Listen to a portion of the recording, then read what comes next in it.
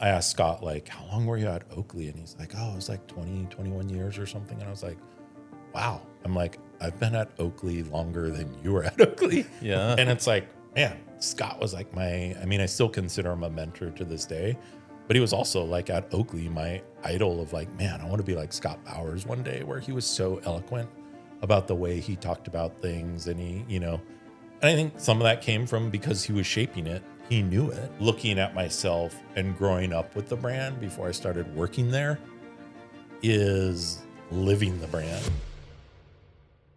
Shade isn't a place you hide. It's where you pause, where you think, where real work happens. Quietly, creatively, and authentically. No slides, no filters. Just candid conversation about a story worth telling. It's not about villains. This is where brand builders, creatives, and storytellers come to share the stories they usually don't tell in pitch decks or press releases. It's about the people who work behind the scenes, challenge the obvious, bend the rules, or build unforgettable brands. This is Shady Characters.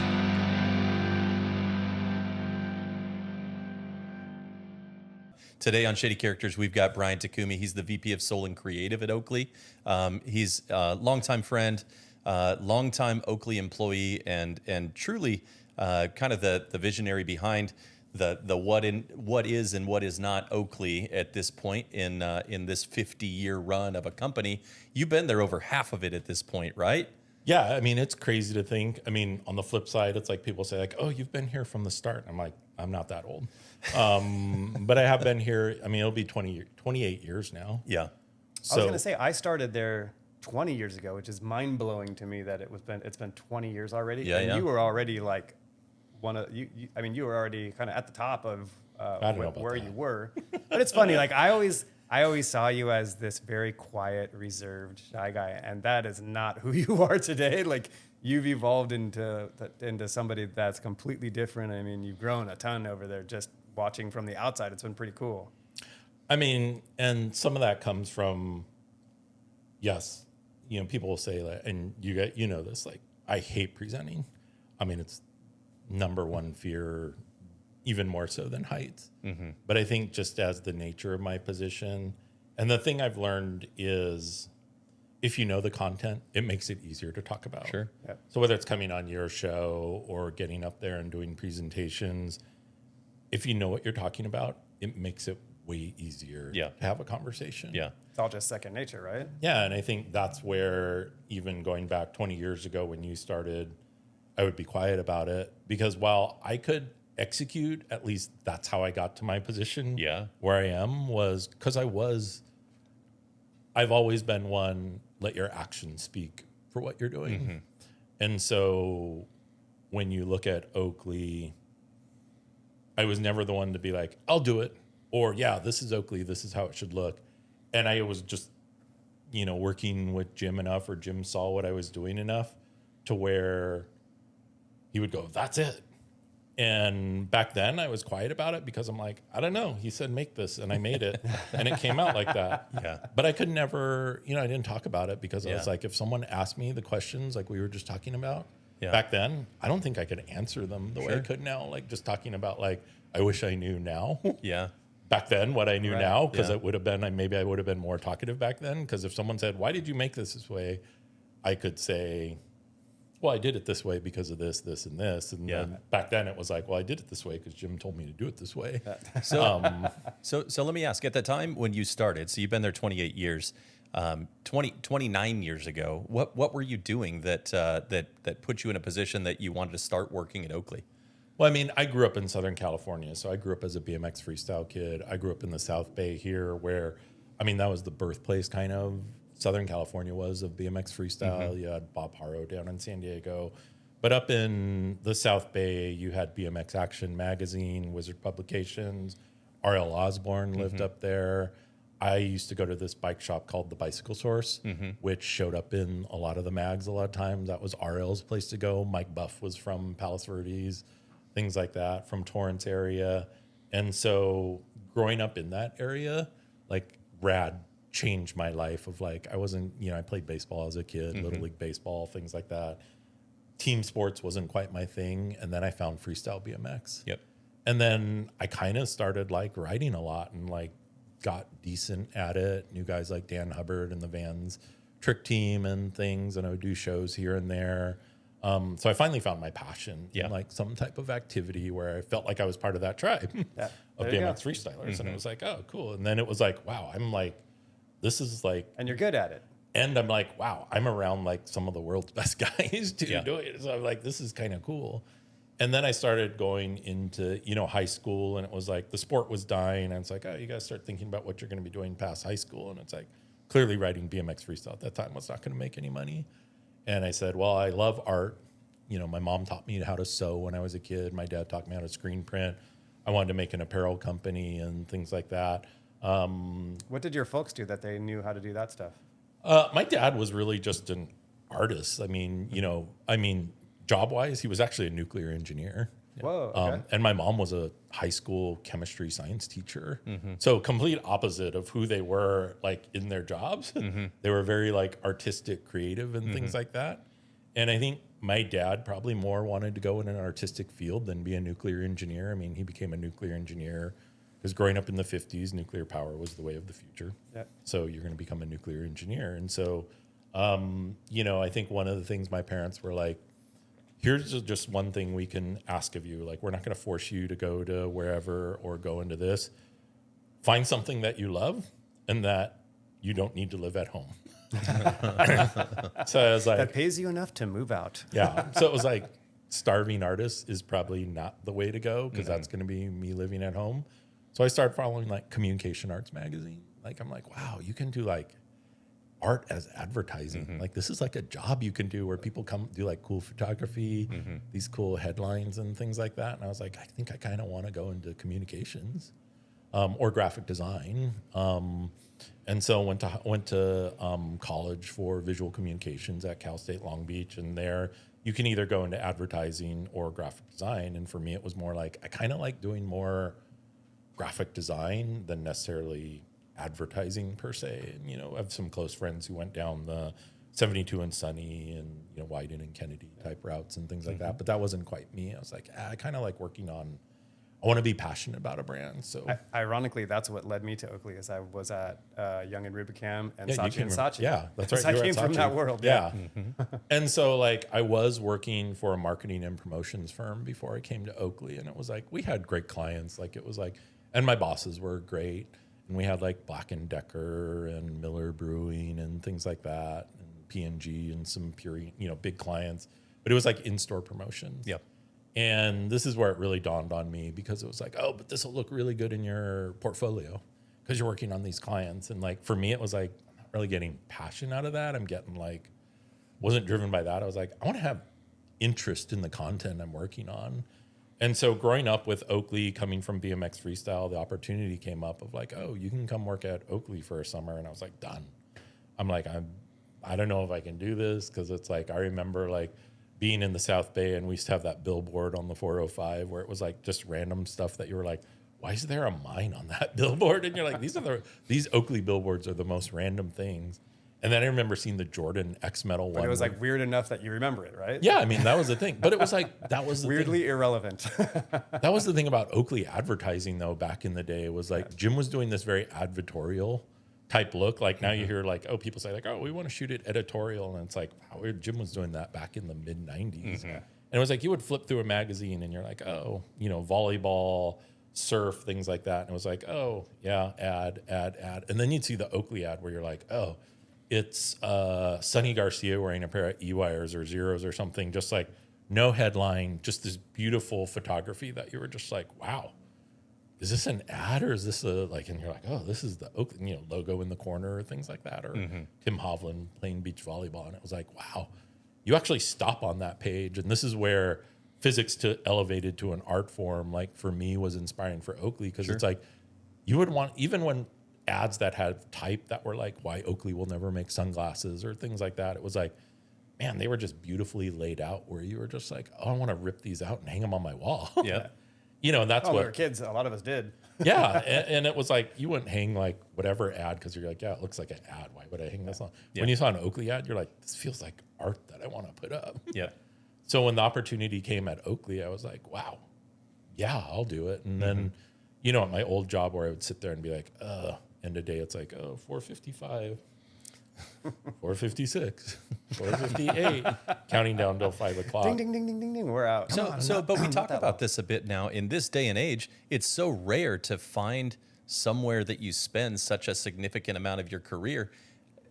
Was it always obvious when you started, when you walked in the building, did it feel like I am home? This is where I'm going to spend the next 28 years of my career?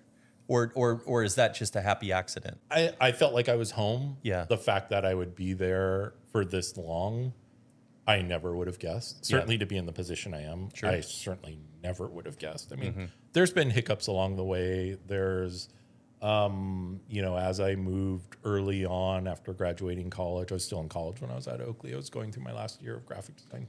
Visual communications was, am I going to stay at Oakley? And, interesting thing, I almost went to Fox.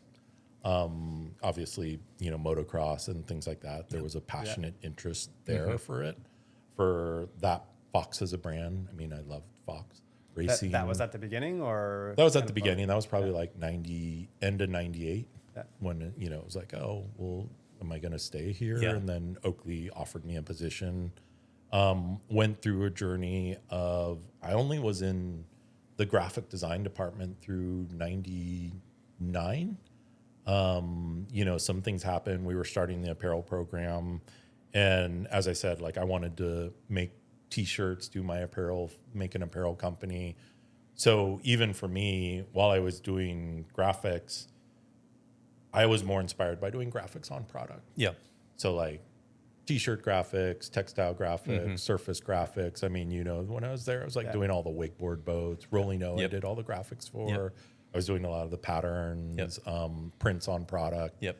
I remember you would build these mood boards before the season stuff would come out, and you'd do these massive paintings, right? And you would kind of do this deep dive into, this is going to be the look, the feel, the colors, the textures, the whatever it is, and those would become kind of the Bible for, all right, other designers, go out, use this as your template, make cool shit that builds off of this amazing piece of artwork. And they used to hang up in there. They were so cool. Yeah, I mean, after I moved out of, Colin moved me out of graphic design and said, you need to go to product design. So I started doing all that textile graphics and things like that. So like board shorts and and t-shirt graphics jackets, and that colors kind of stuff, and stuff. And then eventually became creative director for apparel. And so one of the things with that was building those narratives for the year, which now I do on a bigger scale. Yep. Do you have those anywhere? Do they live in a storage unit somewhere? Or I mean, I have photos of them, but I don't think I have any. I don't even know where the physical pieces went. I mean, I remember when I was there, that's why, and maybe this isn't true, but this is what I was told, that they found the tool for frog skin in an old storage unit. And they're like, we're just going to keep making them now until it breaks. And I'm like, I mean, that's you found it in a storage unit. Well, they had a storage. We had a warehouse for all the old tools. I mean, if you go back through, like even as we do museum collection, there's a ton of old tools we have. Yeah. The hard part is they only last so long when they're sitting there forever, and So maybe those pieces of art are somewhere in those old tools. Maybe. we know where all the tools are now. The problem is we don't know. They're not labeled, so no one knows which tool. What does what? And the hard part is you don't know what condition the tools are. So just like that with frog skin, eventually we had to, when we brought back frog skins, we had to make a new tool after a while because it broke. You know, it was just like, this tool's not going to last. Like the over-the-top tool is actually physically done. Like it won't. I mean, it'll make something, but it'll come out crappy. You can't. You'd have to you can't even resurface it anymore. You'd have to literally make a new tool, which tools are not cheap. How much are you willing to spend on it and things like that to make a new tool? Do you think there was a fascination with, okay, I was just kind of thinking back to you as a kid, with your mom being a chemistry teacher, your dad being a nuclear engineer. Do you think the science behind the brand had some like interest to you just because of the household you were born, like you came up in? That's a good thing. Like, I guess there's probably a little like wanting to know why it worked, and whether that was the physics or the science or the design language of it. Going back to when I was that shy kid, when I was at Oakley, when you started, or shy person, once I started to learn more and more about like, why does Jim think this way? That's when things started to enlighten me. And so, even as we talk about the look of Oakley, and this is the super interesting one. I hear this all the time, like, oh, Oakley design language is inspired by organic. And it was like, even I probably would have thought that way back in the day, like biomorphic type, those sleek lines and things like that. And then it became like, I don't know, you've probably heard it, you might have, which I didn't really learn till later on. Jim would always talk about slogging. And I was like, what the fuck is slogging? And Colin would talk about slogging and that very curvilinear look and things like that. And I was like, I didn't learn this in design school. I don't remember ever having a class on slogging or things like that. I'm like, is this something I'm missing? I had English and it wasn't in there either. Yeah. And then Colin would say, oh, it's displayed logical offset geometry. And I'm like, sure. That's what it is. And it wasn't until it dawned on me later on about like, Colin still brings this up to me this day of like, do the ends have a mean? Where are they going? Do they make sense? Mm-hmm. And I started thinking about it and going, this is where it became really hard for me as a graphic designer when, that slogging or organic look you say, people would think it was, where it would just be tapered and very curvilinear. If you actually think about it, like it's always going to some visual point, vanishing point out there if you extended those lines. And it finally started to dawn on me because I had to struggle with it because I was working in a 2D space. I was like, how do you make something look dimensional? Like when the designers are doing eyewear, they actually are working in 3D. Mm-hmm. When I would work with Jim and Colin, they're like, oh, it doesn't look like it. It doesn't feel right. And I'd be like, what the hell does that mean? And with Jim, it was very much like, I'll know it when I see it. Yeah. And I was like, oh, I wish you could have told me that. Just trial and error. Yeah. And then unfortunately, fortunately, I would eventually get to something like Square O was probably my achievement of slogging at its best in a two-dimensional form. Mm-hmm. Unfortunately, it took me 700 versions to wind up there. And it's so simple. Why didn't I go there first? Well, but that was the thing. When, they were working on Square O, Jim came in, he's like, oh, and fortunately, Jim was already coming to me for stuff like that. He's like, you got to make a Square O. And I'm like, what is a Square O? And he goes to the dry erase board and he draws this square with the square inside. I'm like this. Okay. So the thing with Jim was you always did what he asked first, because no matter what you did after that, he was going to say, where's my original? Mm-hmm. So then I did that. I'm like, oh, I'll go into Illustrator. It's like, oh, draw a square. I'll put a square inside of it. He's like, that's not it. I'm like, okay, that's exactly what you drew. Mm-hmm. And then 750 versions later, the Square O that wound up being, it was he's like, that's it. And I'm like, I have no idea what you're talking about, why that one is it. Yeah. But he was coming along the way no, this here and things okay. And for the Square O, just give a background to why Jim wanted a Square O, just for kind of this. Well, and it's funny because it's come up a little with the stretch program at the time. Funny, we were just talking to Jamin about it, is the language, and a perfect example of the language, this is coming off Monster Dog. This is the early 2000s Pro M frame eye jacket. Yeah. And at that time, we were going through a generational thing, talking about all the generations that were at the Oakley party. Mm-hmm. And for them, that youth generation, which is probably around when you came on board. When I was there. Yeah. That whole program launched while I was there. Yeah, it was a lot of I don't like that Oakley look of Monster Dog eye jacket. It looks that's what my dad wears. So we had to come up with a new design language. And so gas can was the first iteration of that, where it was it's not that different, but when you look at it, it was very different because it was very linear, angular, sharp lines to it, but then still go back to the DNA thing of oh, this is totally the Oakley DNA. Back then, I would never be able to actually speak to why. But now when you talk about physics elevated to an art form, logic, purpose, distinctiveness that went with it of our design language, gas can embraces all the DNA, even though it's a different design language. Sure. And that's why it's not about the design language of concrete, rusted, organic, spikes or things like that. It's these philosophies that went with it.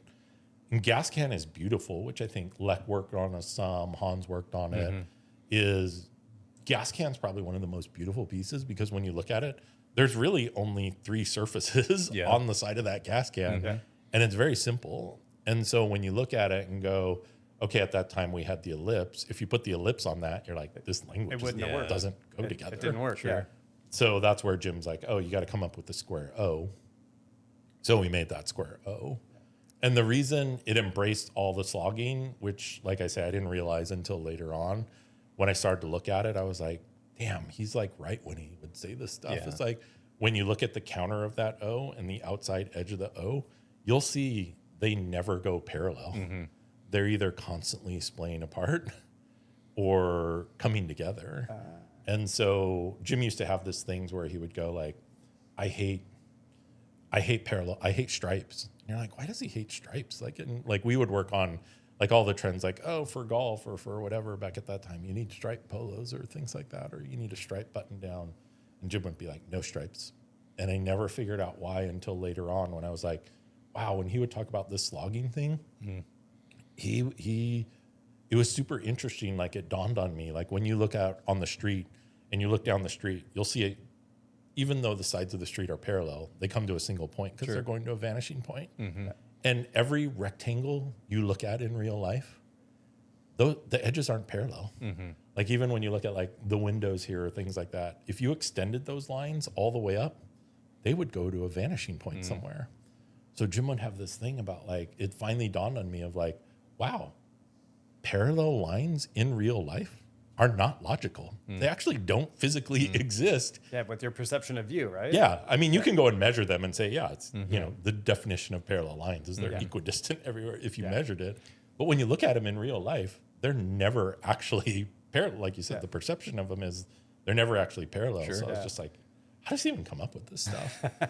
So we talk a lot about storytelling here, and we use storytelling here at Thatch Creative as a means, obviously, to engage audiences, get points across.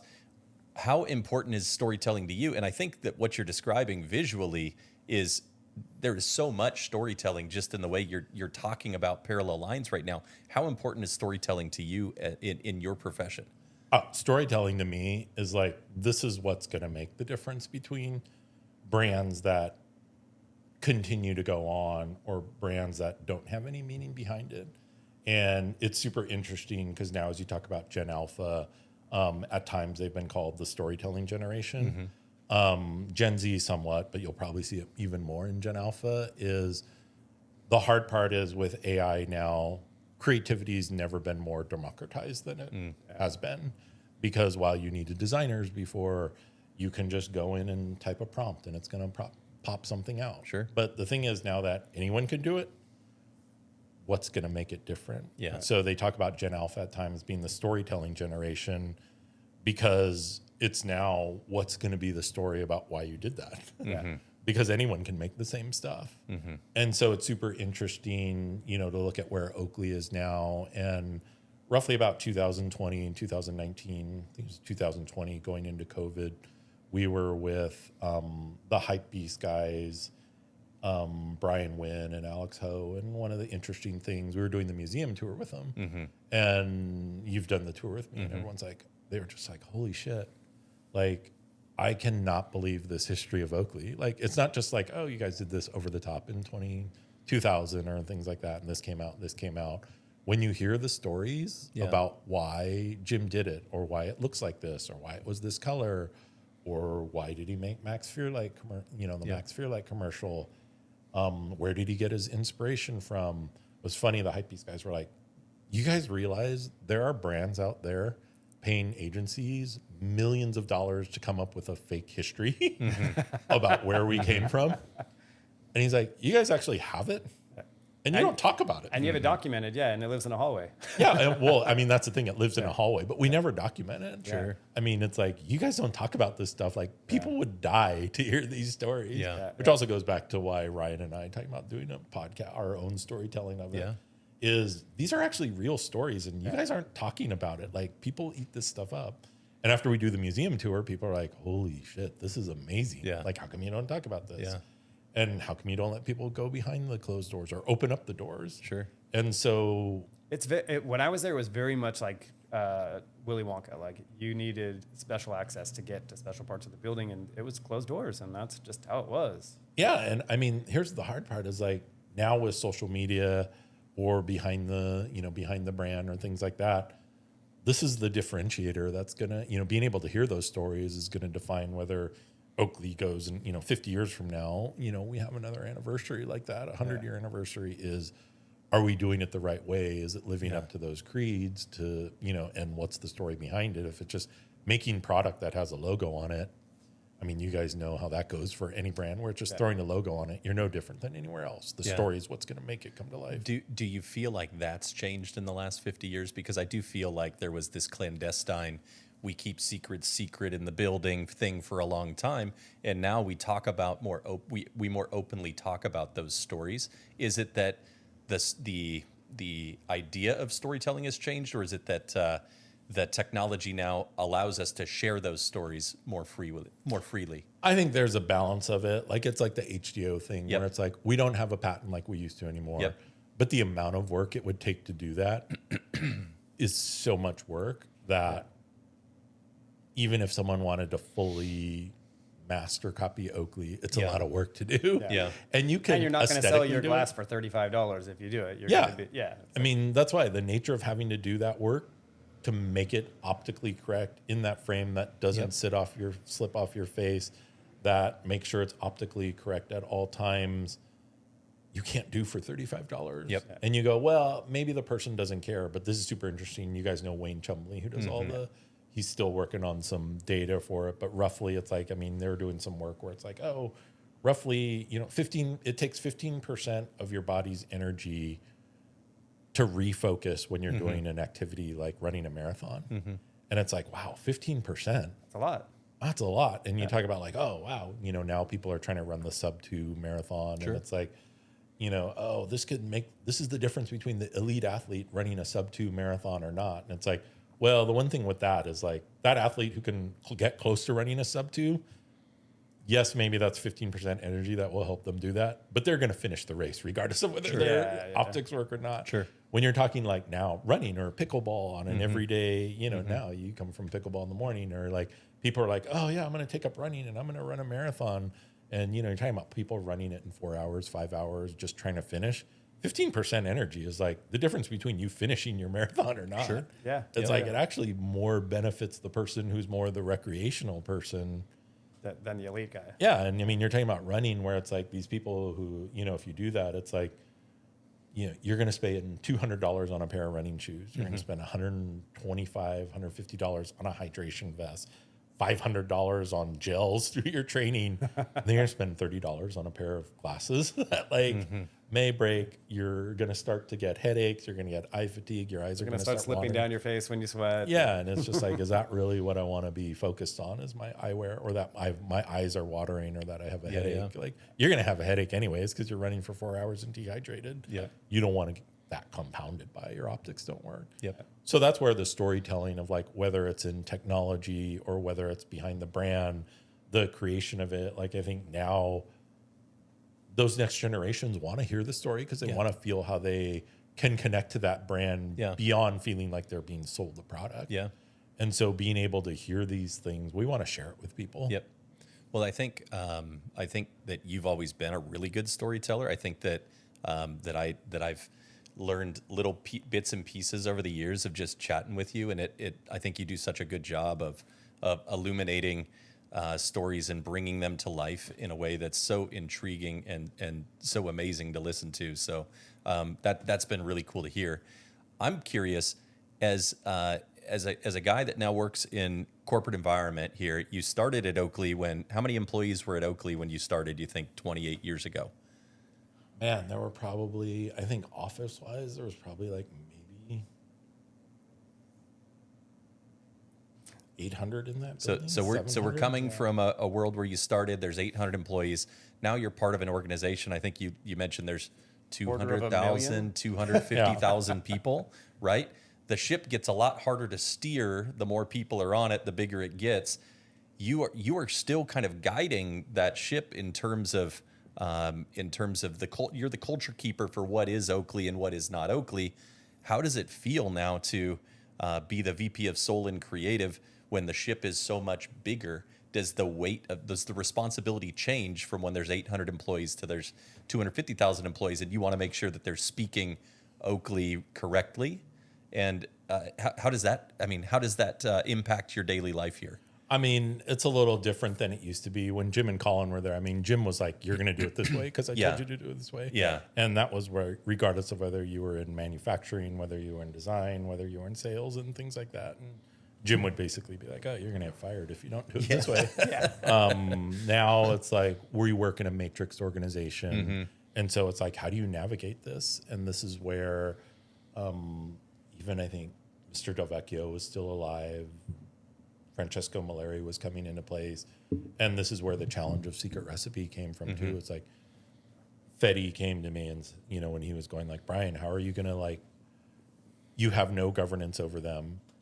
They don't report, you know, they don't report to you, yet you're going to have to influence and define what is Oakley for these people. Yeah. And so while that was a major challenge and we did Secret Recipe, we've done these works. I created the Future Genesis platform to kind of like, okay, here's the muse of how the brand comes to life. I still see things where I'm like, it's just not coming out the right way. And I think one of the mindsets that had to change for me and I had to evolve was not just go, well, just let me do it myself. Yeah. Or I need to email someone and tell them they're doing it wrong. For better or worse, Ryan Saylor's been one of my best bosses. And just, you know, one of his joking ways, but very blunt ways when, you know, there's a problem, he would just go, I mean, you guys know Ryan well enough, but it was like, what did you do wrong? And, you know, when you first hearing that, you're like, what do you mean, what did I do wrong? And instantly into defensive mode. Yeah. And it was like, but it's like, okay, how do you take that and go, shit, what did I do wrong? And take responsibility for it. For me, we were working with, you know, we had this workplace psychologist who was working with us. And it's like, it's not about fixing them, it's about fixing you. And Dr. Bob would always tell us that. And it was like, well, no, it's about fixing them. They're doing it wrong. And it's like, here's the thing. Those people may never change. It's about fixing you. How do you approach this? So whenever something happens with like, oh, that's not coming around the right way. That's great relationship advice, by the way. Yeah. It was just like, wow, what could I do differently? What did I not deliver that they weren't able to grasp this? And it's this constant evolution of what do I need to do next? What do I need to do next? So even though, like you say, like, oh, back in the day, I would rely on Jim and Colin to be my cover. Even Colin, at times, it was like, Colin would go, oh, yeah, just go tell them I said to do it this way. And it's like, okay, well, sometimes that worked. Sometimes it didn't work. Other times it was like, okay, well, how do you persuade them or influence them to understand this versus I don't control them. They don't report to me. They want to have some sense of like involvement and achievement in it as well. Nobody wants to just regurgitate somebody else's work. Yeah, and you want to empower. You want to empower them too. Like, let them have some ownership of it. In my position too now, I'm like, I don't want to do the work. Right? Actually, my goal is to do less work or be more. You know, the work I'm doing. It's called leadership. Is more fun for me to drive direction than worry about what a 4x6 card is going to look like in a case. Like then it just becomes production work. Yeah, and I'm like, I don't want to be involved in that. Yeah. But there's times like I still like I'll hop in and like.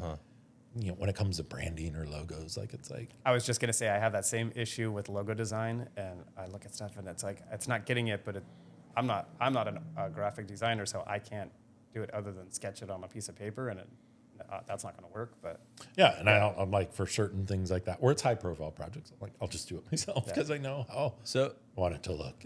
So talking about production work, because you come from a background where you used to get down in the weeds on production work, right? And I remember one of the pieces that stands out to me the most.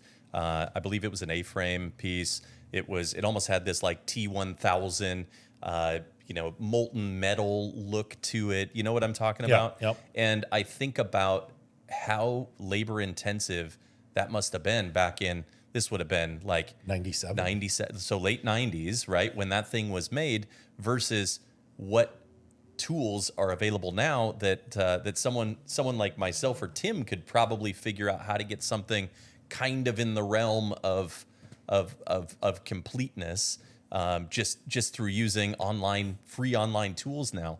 What does the advent of things like those AI image generation tools bring to, and I guess what I'm asking is, for us, we feel like there's a lot of really exciting stuff here, right?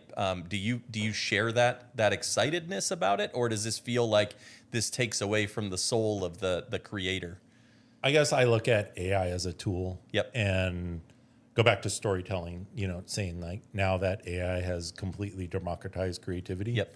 anyone can do it, but you still need a concept. I Mm-hmm. mean, that's the thing right now. I mean, Lord only knows where it'll go, but like AI, you still need a prompt to put in. Yep. Yeah. And if you don't have that prompt that's meaningful, this is where I, even through my own journey of Midjourney, it was like when I first started using it, and I actually do use AI a lot, Mm-hmm.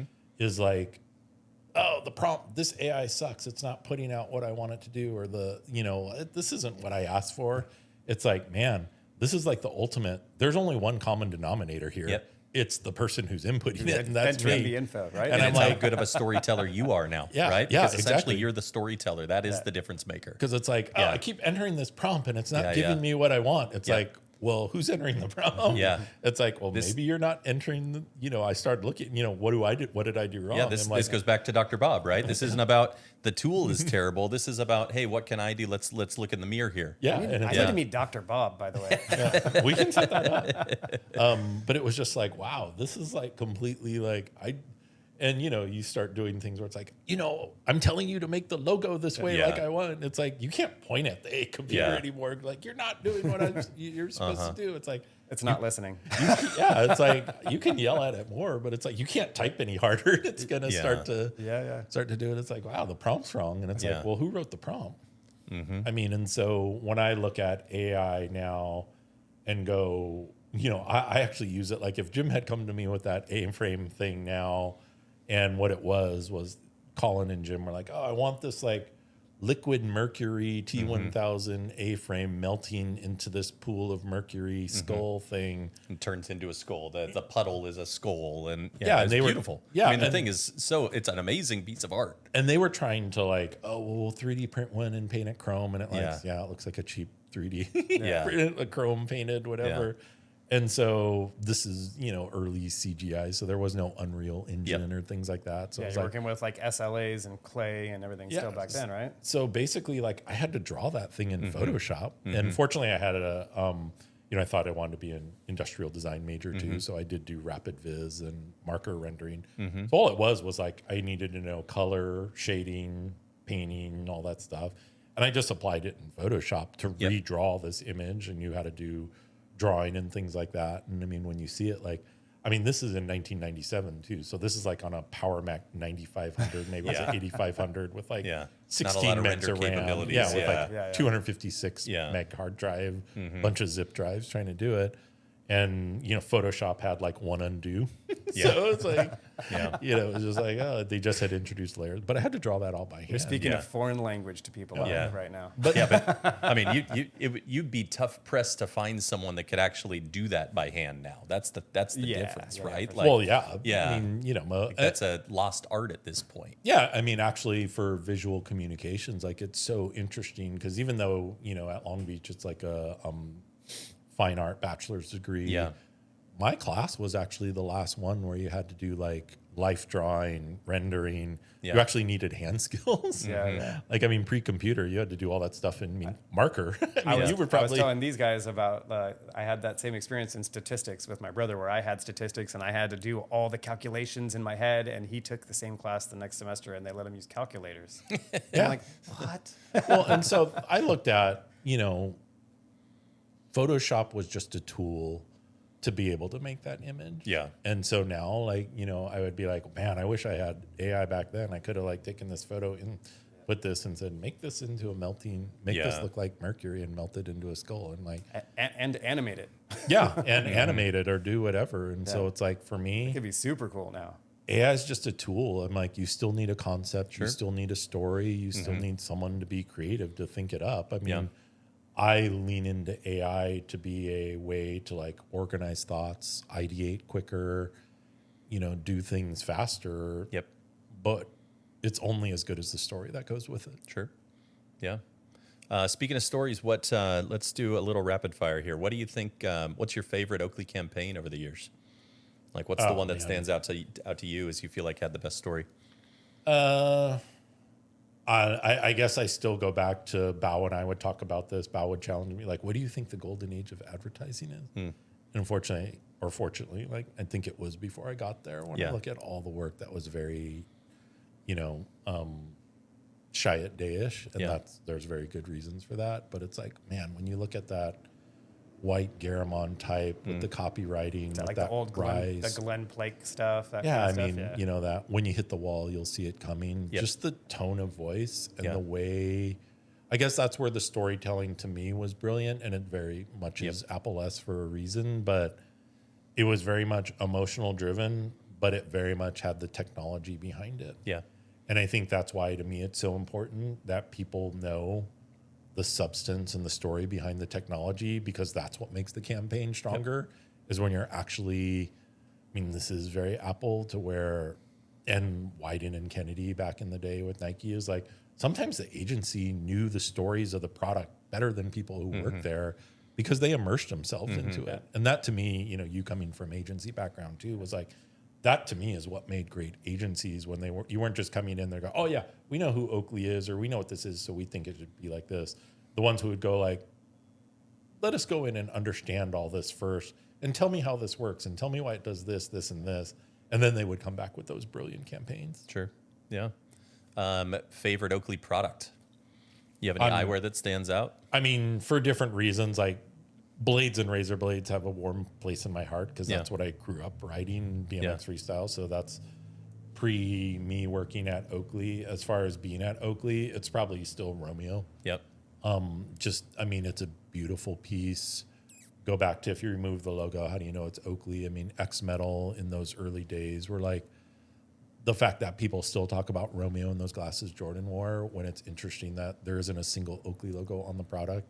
And even that original Oakley ad with him in the beret didn't even have an Oakley logo on it. Is that the one that Tom Cruise wore in Mission Impossible? Yeah. It's just like, man, that thing is still like light years ahead of its time. Yeah. Yeah, I agree. What was your first product? Do you remember your first eyewear? First Oakley eyewear? At Oakley or not at Oakley? No. Like growing up. Oh yeah, it was blades. It was blade. That was actually. I actually still have the Oakley blades from when I was a kid. Yeah. Yeah, mine all broke. I found them in a box, and it has I have the extra like trigger stem accessory kit you could buy too. Mine was a Mumbo with the guitar pick. Yeah. I'm a little older than you, so it would be blades. Yeah, I remember working all summer because I was really into baseball at the time, and all my favorite ball players were wearing, M-frame Mumbo thing. And I remember saving up, and I still have them. Like it was like a proud moment. Like, I got my first pair, 12, 13 years old, something like that. It was amazing. Yeah. Do you guys want to hear a true funny story? Yeah. I think you have heard it already. What's that? So when I was a kid, I grew up in El Toro, which is right next to the original office on Wrigley. And we could ride our bike to the office. And back then, Oakley had a warranty that it didn't matter what the problem was. If you broke your glasses, you bring it in and they give you a new pair. Brilliant kids we are. We go and we jump in the dumpster in the back of the warehouse. These guys back then, they didn't think anyone was going to check. So we would go grab glasses out of the dumpster, walk around to the front of the building and be like, here's our broken glasses. Can we have a free pair? And we had it was like an endless supply. I know, that's when we used to have that. And then Ryan started working in customer service, and he would see people break them out front, and then he'd be like, "Nope, you're not getting." Yeah, and then they started grinding them up when they were broken. Yeah, so it was short lived, but I think we were responsible for that whole new business practice. Are there any of those stories that we've all heard the lore of Oakley, right? We know there's a bar in the building. We know there's cool secret rooms. We've all heard we've heard the Costco story. Like, are there any of those that really stand out to you as like, this is just too clever, too cool, too true it sounds too unreal to actually be true, but it is? Stories that stand out to you? There's a ton of them. I think that's where maybe Ryan and I will do that on our podcast. Yeah. Is because I think when it's like, oh, just come up with them, where, people get amused when they sit with me and Ryan, like when they travel with us. That's where we really start going. Cause it's like, oh, you remember this, and this, and oh shit, I forgot about that. It's like, man, I'm trying to, you know where the bodies are buried. You've been there. And Ryan knows like the ones about the Hamburglar and things like that, where it was like, you know, he'll tell all kinds of funny stories about like, oh, this used to happen and we tricked whoever and things like that. I mean, you know, we used to have like the prank wars. I was actually there during the prank wars. Where Is that the one where they filled somebody's office full of boxes? They filled it with packing peanut. They filled someone's car with packing peanuts. Yeah. I mean, Kent Lane, you know, if you guys remember Kent there, and he was vegan and stuff, and they were like, they put salmon in his. We used to have we used to have that Herman Miller. They put it in there, and then they put one in the vent because he found all the ones there. Yeah. And then it's like, why does it still smell? And then it was like one day it was like Coming through the decomposing fish started dripping out of the ceiling, and it was just like, oh my God. And they would like turf someone's office and things like that. I mean, there were, you know, you guys know the building, and like, you know, people walk by and we show them the fire pit out back. You guys know where the fire pit is? And I don't know how long you guys were there for. Do you guys remember when there didn't used to be a fire pit out back? Yeah. And it's like, oh yeah. And I forget this too. Like, oh, the fire pit didn't used to be there because it was like in that big circle. And it was like, that wasn't really a fire pit. It would just become a bonfire section. And like, we had to put the fire pit in because guys would go in the back and just start wheeling out pallets and just start building them up. And then it would just like, wow, the fire's taller than the building. And then everyone who lived there was like calling the fire department or police because it's like, Oakley's on fire, because the goal was to get the fire higher than the building. I remember like the wet fests. Those are fun. Yeah, those are, you know. Well, and that's kind of where some of them happened. And it was like, you know, we used to make magnesium glasses and throw them in the fire, which actually cracked the concrete because it starts getting hot. And so the fire pit was put in because it was like, oh, well, hopefully, like, at least there's like a... Now you'll put the pallets inside the fire pit. And at least there's like a containment kind of like, keep the pallets in the fire pit. Don't just build the whole circle. Like Lord of the Flies. I mean, it kind of was. It was just like, oh, whatever. And so, you know, just... a different time back then. Risk assessment would certainly not be. There was this beauty though to the unruliness and the kind of the ability to, you know, it was a place that you wanted everyone to think outside the box, and it kind of promoted that in a way through just the ethos of the actual environment where you worked, right? And I think there's something so cool about that. Going into a place and feeling that sense of I don't know, that sense of originality, right? That sense of the ability to think outside the box in that way. Do you agree with that? Yeah, and I think it's also like we would hear this probably like the past 10 years, like, oh, the culture's dead, or you guys from external would probably hear things about, oh, Oakley's not like it used to be. They don't have the parties and things like that. And then you would get some of these other generations who would come in and be like, I heard you guys used to have parties all the time, and now all it is work. And, you know, people would hear those stories about Wet Fest or whatever, things like that, or like the parties. And it was like, not the parties, but just the fun and shenanigans that went on. And it was like, you know, Jim never was the driver of any of these things. It was like, I don't even think he went to any of it. No, he didn't. He was like, I don't know what you guys do well. He's like, you guys are crazy. And so that was one of the things too about the culture's dead and things like that. And it's like, we'd get all these like culture reports about like the culture's dead. No one's doing, executives not doing anything about the culture. And so, you know, Ryan being there and stuff, it's like, you guys know, like, executive didn't sponsor these things or originate these things.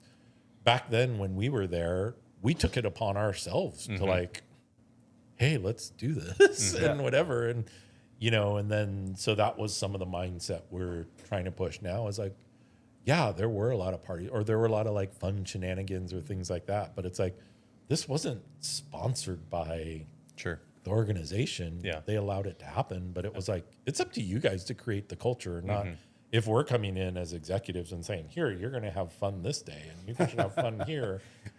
It's going to turn into Hawaiian Shirt Friday. Things that you're like, this isn't what we thought it was going to. The other thing is like I say, go back to the work hard, play hard. You got to be responsible in some way. And, you know, Colin would talk about and no adult supervision, but you got to kind of be responsible for yourself too. And that's the unfortunate part of the thing. Even today, like, you know, you try and let people have fun and someone, you know, there's always got to be someone who ruins it for everyone. Yeah. You had so much tutelage from Jim. You've known Jim for so long. You know, he's been out of the organization for a while. Do you think he's proud of the direction and the story that the Oakley story the way it's gone, I guess, in the last 20 years? Well, I mean, Jim's always going to have a point of view on it, and I Yep. still hear, You still get the texts. Yeah, and I mean, he's got M Experiment now, Yep. and I think that's his release for it to make those things that he would say are brave and unexpected, and Yep. things that he would wear. Yep. I was that whole secret recipe thing. I did another podcast, and someone sent it to Jim, and I was like, oh, shit. Jamin text me one Sunday night, and nothing like waking up to it. Text that says Pop wants to talk to you, and I'm like, great.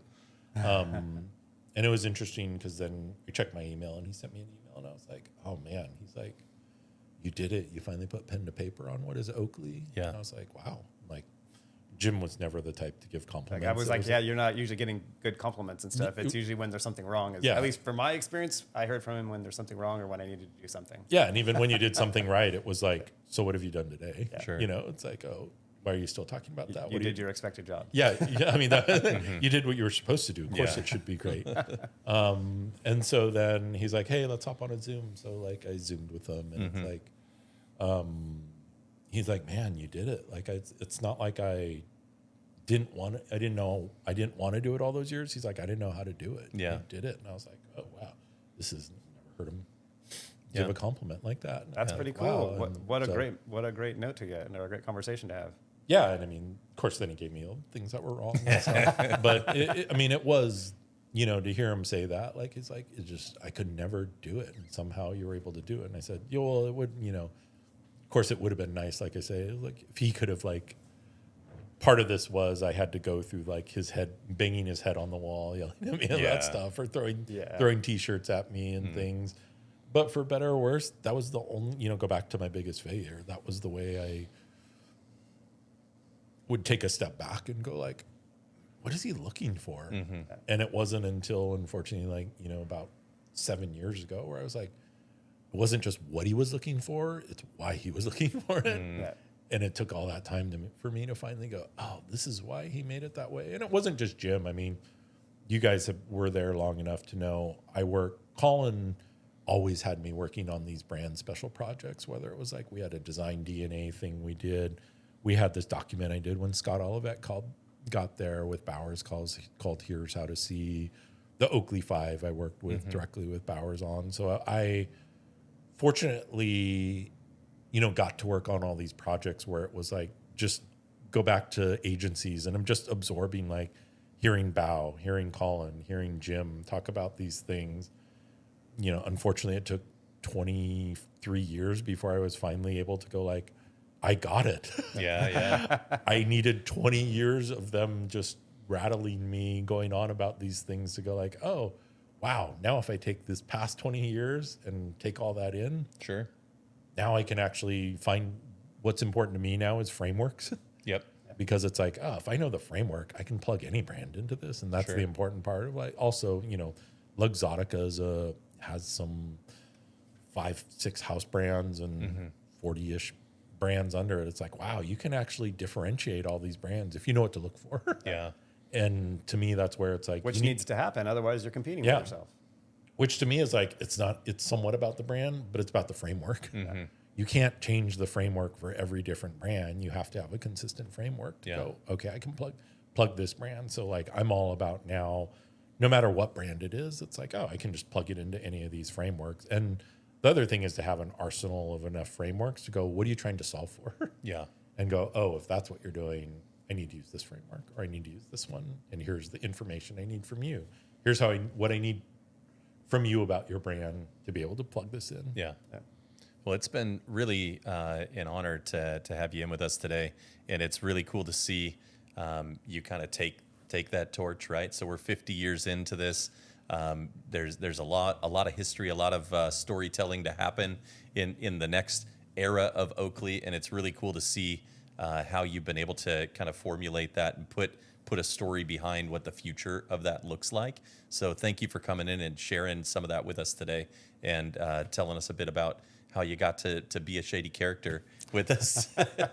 Thanks for having me in. I mean, It's more than a obviously. clever name. I know. I'm like, oh, is that They asking me because I am shady. I used to more live in the shade as that shy person. That's true. I love being more. You stepped into the spotlight. Yeah, being behind the scenes and in the shade than necessarily in the sun.